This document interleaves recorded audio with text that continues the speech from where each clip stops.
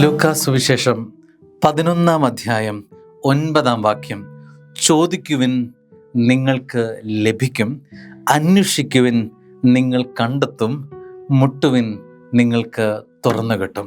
ചോദിച്ചാൽ നിങ്ങൾക്ക് കിട്ടും. അങ്ങനെ ഒരു ചോദ്യം ചോദിക്കേണ്ടത് ആരോടാണ്? കിട്ടും എന്നുറപ്പുള്ളിടത്ത് നമ്മൾ ചോദ്യം ചോദിക്കും. അത് ദൈവത്തോട് മാത്രം. നോ എന്ന് ഉത്തരം അവൻ പറയില്ല. അവനോട് ചോദിച്ചിട്ടുണ്ടെങ്കിൽ ലഭിക്കും എന്നത് 100%. അന്വേഷിച്ചാൽ നിങ്ങൾ കണ്ടെത്തും. അവന് വേണ്ടിയുള്ള അന്വേഷണത്തിൽ നമ്മളൊന്ന് ശ്രമിച്ചാൽ, ആ അന്വേഷണത്തിന് വേണ്ടി തയ്യാറായാൽ നീ അവനെ കണ്ടെത്തിയിരിക്കും.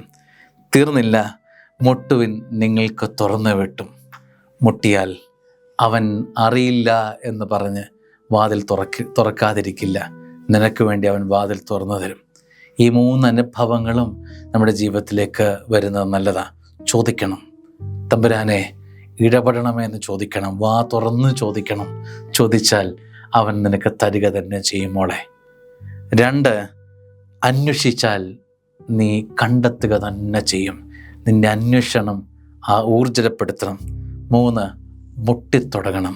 മുട്ടുവീൻ അവൻ തുറന്നു തരും. അനുഗ്രഹമാവട്ടെ. ആമേൻ.